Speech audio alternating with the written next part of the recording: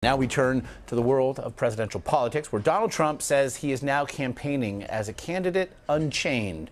Trump tweeted yesterday, and I quote, "It is so nice that the shackles have been taken off me and I can now fight for America the way I want to," end quote. And in an interview last night, the GOP nominee explained to which shackles he was referring. Shackles are some of the establishment people that are weak and ineffective people within the Republican Party, senators and others. And Paul Ryan, led to a certain extent by Paul Ryan. They were holding being you back? nasty to the nominee. They were holding you back? Not a question holding back, no, but they're not giving support. They don't give the kind of support. You know, we got more votes, more than 14 million votes, more than anybody in the history of the Republican primaries, Bill.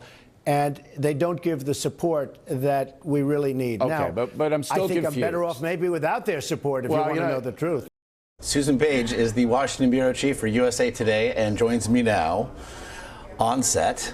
Susan, I hate to invoke the phrase lots to unpack, but first of all, the image of shackles is quite an interesting one just to invoke on its face. But as we see the reporting now of USA Today, that some 26% of GOP governors, senators, congressmen are now not supporting a GOP nominee for president. Two questions. How significant is it?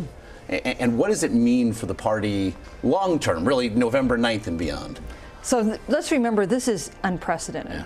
We have never in modern times had more than a quarter of the officials of a party refuse to endorse or support their presidential nominee. We have never been here before. And the consequences for the Republican Party, well, we knew there was going to be a civil war in the Republican Party after this election was over. It's just started a month early. It's interesting because that number, though, does reflect right now about the support Donald Trump receives from likely GOP voters. It's in the low to mid 70s. That's a number he's got to get up into the 90s. So he can say, I suppose, all he wants. I don't need Paul Ryan. I don't need the support of GOP leadership, and yet it would seem there is a direct correlation between at least more than ever before. He's going to need every GOP voter he can find.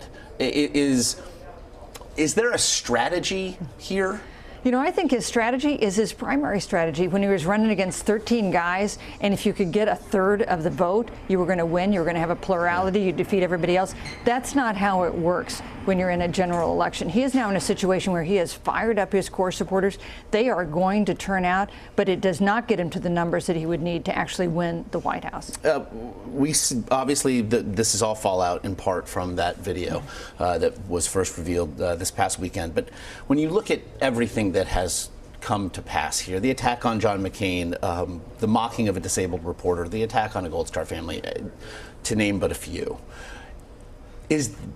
why this and why now? Yesterday I theorized, is this like the sign on the highway, last gas for 50 miles? I mean, why is this the off-ramp that so many seem to be taking? Well, I think two things. One is, in some ways, it's the straw that breaks the camel's back. Yeah. In addition, it comes at a time when voters are really tuned in, even voters who are not following politics every day. The other thing is, he's describing offenses for which you could and should be arrested. He's talking about sexual assault, and that is something different than just provocative rhetoric. Yesterday, 538, the website, Nate Silver put up an electoral map of what it would look like if Donald Trump lost the support of women, and it was a map that was all blue. What is initial polling suggested will be the ramifications of what was learned this past weekend, even as we saw the early flight of some GOP leaders. Then we did see some hang on. As we heard Barack Obama say yesterday, he finds it inconceivable that somebody could still be endorsing this man for president. But what has been the real politic as it relates to numbers that we're seeing, especially with female voters? Well, we only have early polling. We want to see some more come out. But the early polling indicates that women react much more strongly to the video, the Access Hollywood video, than men voters do. A majority of women say it makes them less likely to support Donald Trump. A majority of men say it's not going to make a difference in their vote one way or another.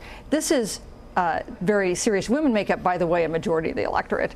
And without the support of women, and especially college-educated white women, Republican candidate cannot win the White House. They just can't get to a majority of the vote. They can't get to 270 without women. Quickly, I want to ask you about the John Podesta emails, as it might suggest also the continued presence of Russian state actors looking to influence the election. Also, this is what could have passed as another bad week in any other election cycle for the Democratic candidate.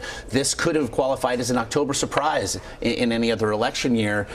Is this just going to be drowned out by everything we've just discussed? It is at the moment. Now, we think there'll probably be more leaked emails to come, and maybe they get more and more explosive. These are unhelpful to Hillary Clinton. They reinforce the idea that she's very cautious and calculating about what she says, not transparent and forthcoming. But it's overwhelmed. It's so overshadowed by some of the things we see with Trump. It's remarkable that she could have the week she's had, at least in a vacuum, and still talk about Georgia and Arizona and Utah, just to name a few. Susan Page, as always, really appreciate the insight. Thanks so much.